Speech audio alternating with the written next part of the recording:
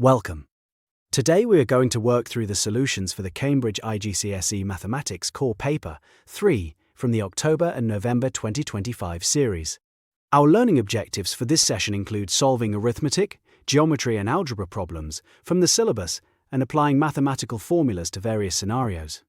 This paper allows the use of a calculator, so make sure you have yours ready. We will go through each question step by step, showing all necessary working in blue and black. Let's get started with the first few questions on page 3. Question 1 asks us to write down all the factors of 26.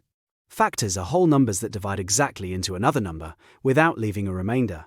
We start with 1, because 1 goes into every number. 1 times 26 equals 26. So, 1 and 26 are factors. Next, we check if 26 is even. Since it is, 2 is a factor. 2 times 13 equals 26. So 2 and 13 are factors. Checking other numbers like 3, 4 or 5, we see they don't divide 26 exactly. Since 13 is a prime number, we have found them all. The factors of 26 are 1, 2, 13 and 26. Moving on to question 2. We have a circle with center O and points A and B on the circumference. Our objectives are to identify parts of a circle and draw specific geometric features. For part A, we need the mathematical name of the line segment, AB. Here is the circle with center O and the line segment AB joining 2 points on the circumference. Because this line segment connects 2 points on the circumference but does not pass through the center, it is called a chord. In part B, we are asked to draw a radius on the diagram. A radius is any straight line segment from the center of the circle to its circumference. You could draw it from O to A, from O to B, or to any other point on the edge. Notice the line from the center O to point A. Question 3 involves converting between fractions, decimals, and percentages. Our objectives are to convert decimals to fractions, convert fractions to percentages, and convert percentages to decimals. For part A, we write 0.25 as a fraction. Since there are 2 decimal places, this is 25 hundredths. Dividing both the numerator and denominator by 25, we get 1 over 4. So the answer is 1 over 4. In part B, we convert the fraction 1 over 2 to a percentage. To turn a fraction into a percentage, we multiply by 100. Half of 100 is 50. Finally, for part C, we write 7% as a decimal. Percent means per 100, so we divide 7 by 100. This moves the decimal point 2 places to the left, giving us 0.07. In question 4, we are looking at basic geometric shapes. Our objectives are to identify 3D solids and identify types of triangles based on their properties. Part A shows a 3-dimensional solid with 2 circular bases and a curved surface connecting them. The mathematical name for this solid is a cylinder. Part B shows a triangle where all 3 interior angles are marked as 60 degrees. Since all angles are equal, all the side lengths must also be equal. This is called an equilateral triangle. We have now correctly identified both the 3D solid and the specific type of triangle. Question 5 uses a fair 5-sided spinner. Fair means each section has an equal chance of being landed on. Our objectives are to determine relative likelihood from a diagram and calculate simple probabilities. Let's count the sections for each color. There are 2 sections for red, 2 for white, and 1 for blue. For part A, which color is the spinner least likely to land on? Since blue only appears once, it has the lowest frequency. In part B, we find the probability that the spinner lands on white. Probability is the number of successful outcomes divided by the total number of outcomes. There are 2 white sections out of a total of 5. For part C, we find the probability it does not land on red. There are 2 red sections, so the remaining 3 sections are not red. The total sections minus red sections is 5 minus 2, which equals 3. The probability is 3 out of 5, which is 0.6. Question 6 deals with number properties and powers. Our objectives are to find the reciprocal of a number and calculate the cube of a number. In part A, we need the reciprocal of 8.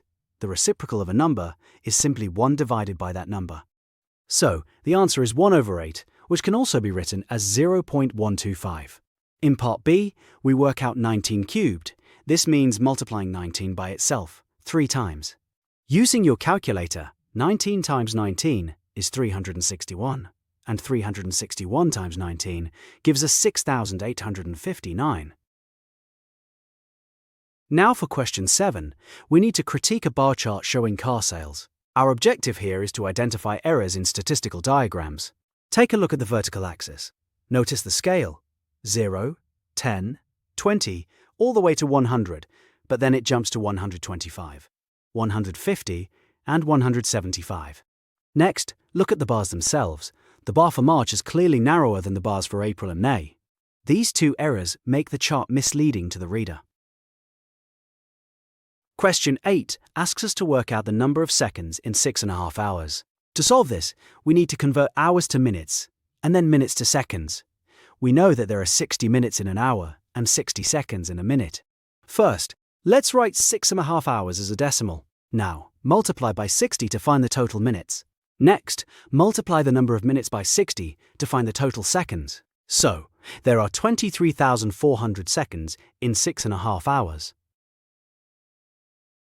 Now, let's look at question 9. We need to find the area of this L-shaped polygon. To find the area, we can split the shape into two rectangles. Let's draw a vertical line to separate the left arm from the right tower. The left rectangle has a height of 5 centimeters and a width of 15 centimeters. The right rectangle has a width of 8 centimeters and a height of 12 centimeters. Finally, we add the two areas together. The total area of the shape is 171 square centimeters. You could also split this horizontally, and you would arrive at the same answer. Question 10 focuses on statistics. In Part A, Jason has scores from 10 cricket games: 16, 7, 21, 8, 20, 9, 11, 7, 14, and 3. Our objectives are to find the mode and calculate the range of this dataset. The mode is the value that appears most often. If we look at the list, the number 7 appears twice, while every other number appears only once. So, the answer for the mode is 7. The range is the difference between the highest and lowest values. The highest value is 21, and the lowest value is 3. Subtracting 3 from 21 gives us a range of 18. Now for Part B, Ed plays 5 games with a mean score of 28. After the 6th game, his mean score drops to 26. We need to find his score in that 6th game. Here, we will calculate a specific value using the changes in the mean. First, find the total score for the first 5 games. We multiply 5 by 28 to get 140. Next, find the total score for all 6 games using the new mean. We multiply 6 by 26 to get 156. The difference between these totals is the score of the 6th game. Subtracting 140 from 156 gives us 16. So the answer is 16. By comparing the sum of scores before and after, we can easily track individual values. Question 11 asks us to calculate 19% of $46.25, rounding to the nearest cent. To find the percentage, we convert 19% to a decimal and multiply. Using a calculator, we get 0.19 times 46.25 equals 8.7875. Since we are dealing with money, we must round to 2 decimal places. The third decimal is a 7, so we round the second decimal up. The answer is $8.79.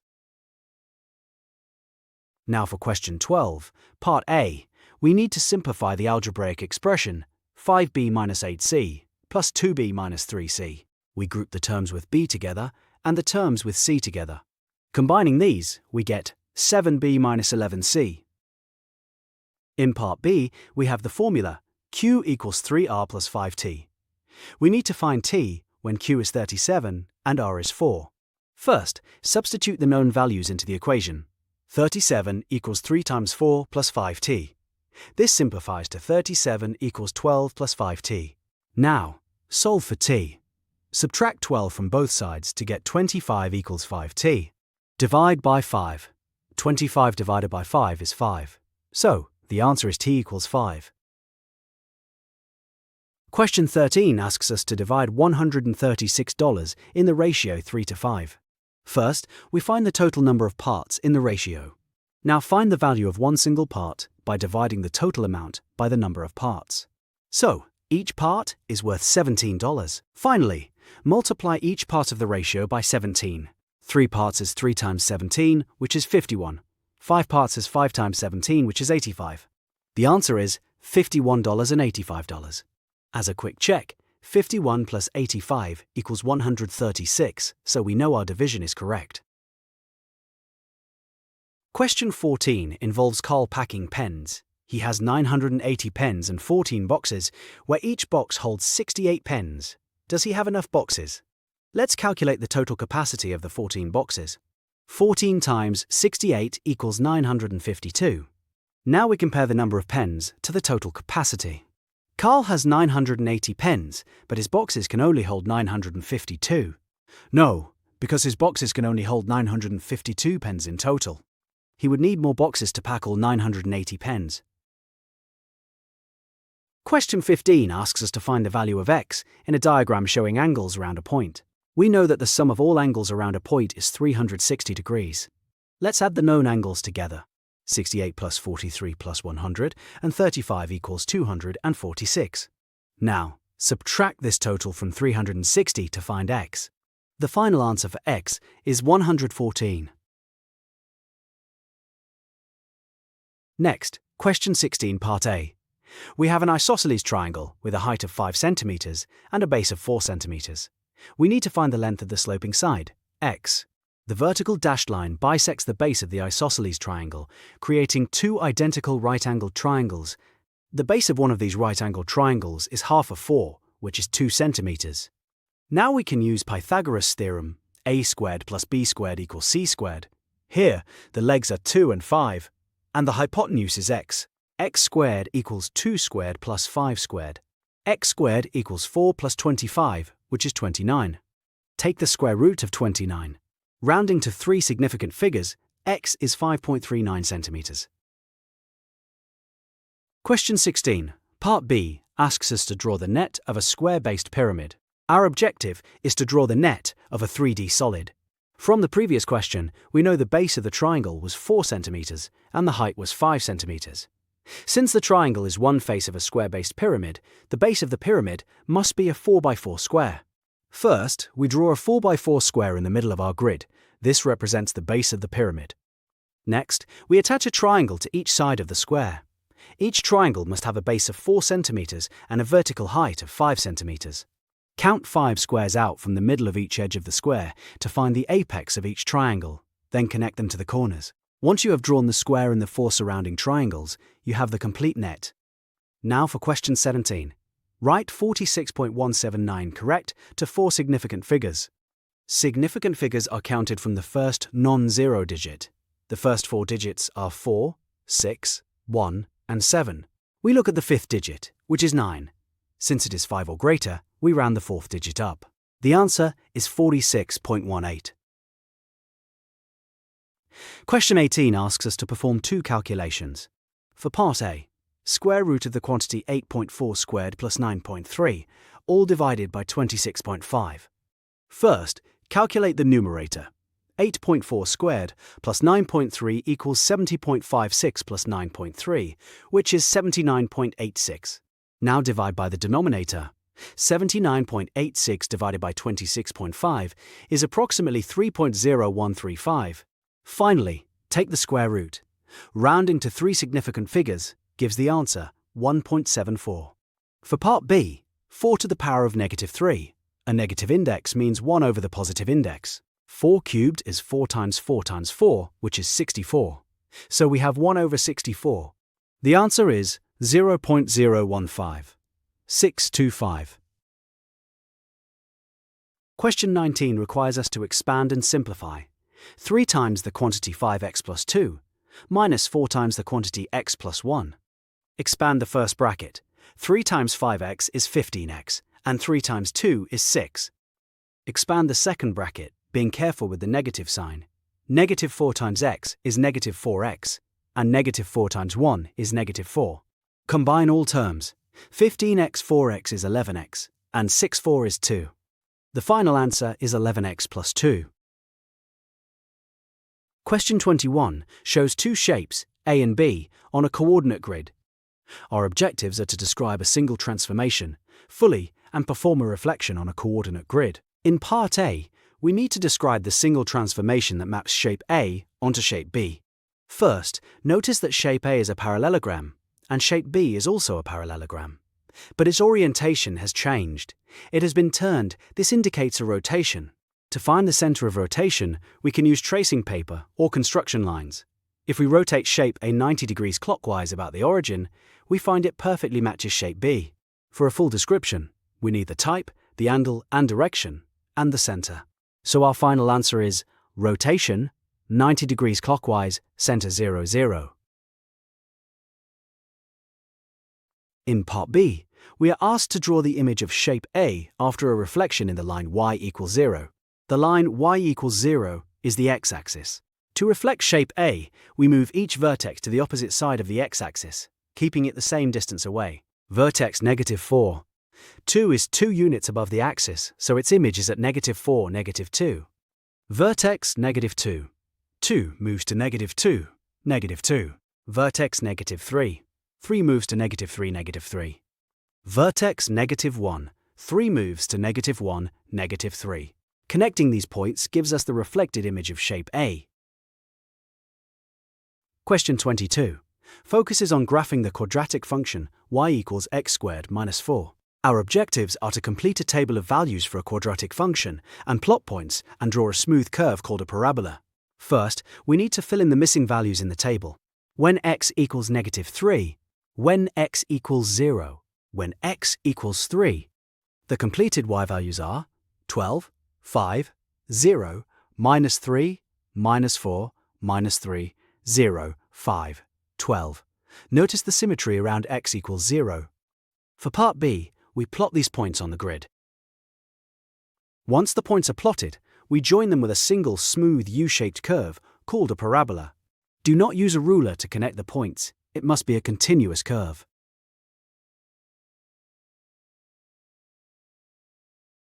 Question 23. Part A deals with percentage profit.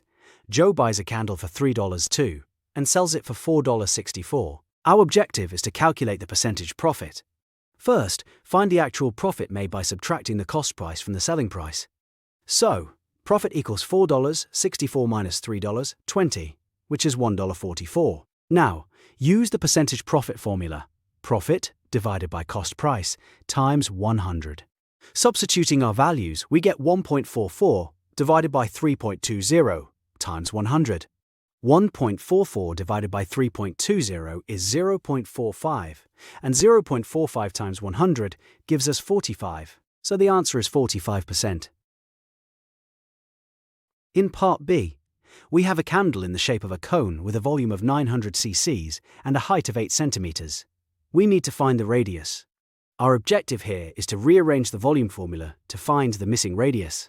From the formula list on page 2, the volume of a cone is 1/3 pi r squared h. Substitute the values we know. 900 equals 1/3 times pi times r squared times 8. Multiply both sides by 3 to clear the fraction, giving 2,700 equals pi times r squared times 8. Now, divide by 8 times pi to isolate r squared. This gives r squared equals approximately 107.429. Take the square root of 107.429 to find r, which is approximately 10.364. Rounding to 3 significant figures, the radius is 10.4 centimeters. Question 24 asks us to rearrange the formula m equals 9p plus 30 to make p the subject. To make p the subject, we need to get p on its own. We start by removing the term that does not contain p. Subtract 32 from both sides of the equation. m minus 32 equals 9p. Next, to isolate p, we divide both sides by 9. m minus 32 all over 9 equals p. So, our final formula is p equals m minus 32 over 9. Now for question 25, find the lowest common multiple, or LCM, of 20 and 36. One way is to list the multiples of each number until we find a match.